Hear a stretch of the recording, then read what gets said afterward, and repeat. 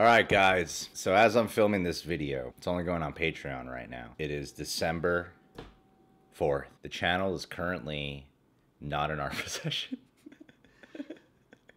So fucking ridiculous. We have to prove we own it through every means necessary. So I had an idea. Alright, I thought of something random over the weekend. And I figured it's Christmas coming up. Home Alone is one Christmas movie I have definitely seen a handful of times.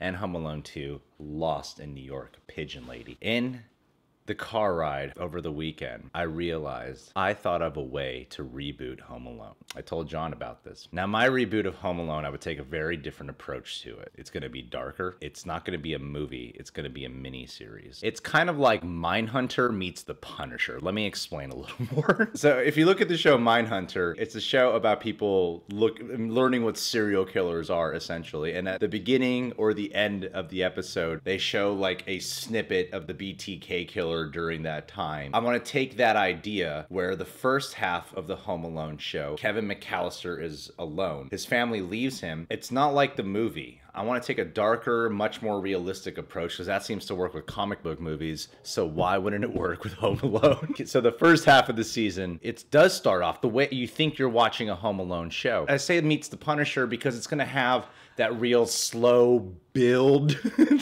It's really gonna take its time. It's gonna be like a hardcore, like watching people character study of Kevin McAllister. And at the end of every episode, it'll cut to the character that Joe Pesci and the other guy played. What are they, the Wet Bandits? Yeah, the Wet Bandits, because in part 2, they're the Sticky Bandits. That's when he puts his hand and he grabs all those quarters. In this show, Kevin McAllister starts off in the first few episodes like he is having fun, just like in the movies. Like he's really looking forward to being home alone. But that's stage 1. It's called denial, people. The only reason he's having fun that he's home alone is because he's in complete denial of the struggles of abandonment in this moment. So then when you get halfway to the season, he really starts to deteriorate, right? He really starts to go a lot darker. And, you know, you got to have a female love interest in this show because that's the only way it works, right? Maybe you got like a Disturbia situation where the neighbor across the street who's way hotter than he'll ever be, they start crushing on each other because he's dorky and shy. But then she sees he's also like a prankster, you know? She sees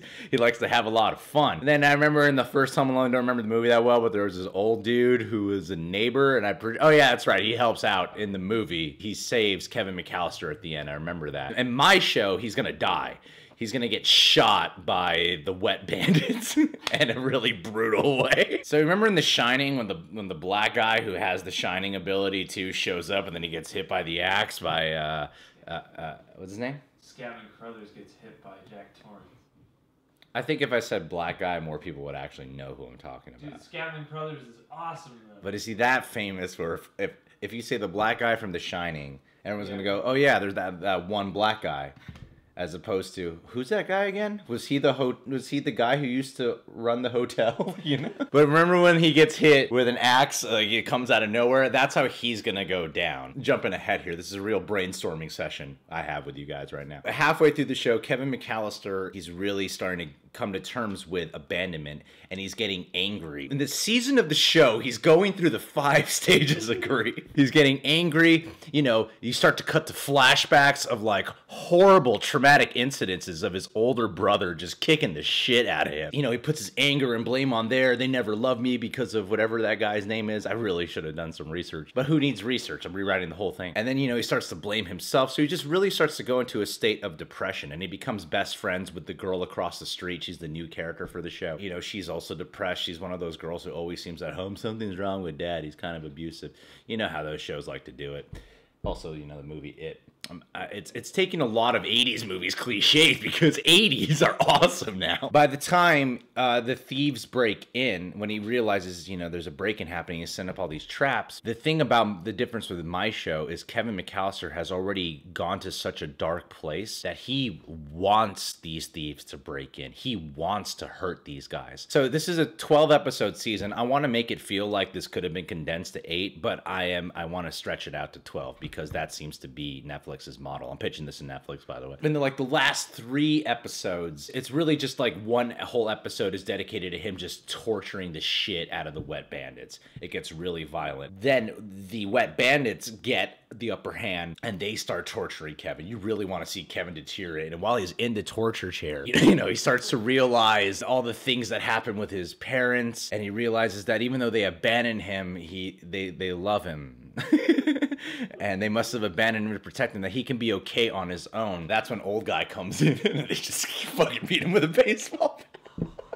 And then Kevin, he goes like all Morpheus, and he breaks out of the cuffs, and then he attacks them. He kills them, and then I paid tribute to Last House on the Left, because that's really what Home Alone is in a lot of ways. He kills them by sticking both their heads in a microwave, and then they explode, and then his family comes home. The end of it is they come home, and it's like Spider-Man Homecoming when Aunt May walks in on Peter in the suit. They walk in, and there's like blood everywhere. The place is all fucked up because of all the Christmas mess. And then the mom goes, Kevin! And then she faints. You pay tribute to the OG Home Alone. I know whenever we do a fan fiction idea of how something could work, or reboot, or remake, it's really thought out, beat it out a lot of the time. I really felt like this time would work best as an organic pitch. I know the other ideas, when you hear those, you're more like, whoa, that could actually work. That sounds pretty cool. And I know that when you hear this, you're going to be like, there is no other idea that is better than that. We should definitely watch that. It would just make me laugh so much to produce this myself. Just make like 13 episodes of it.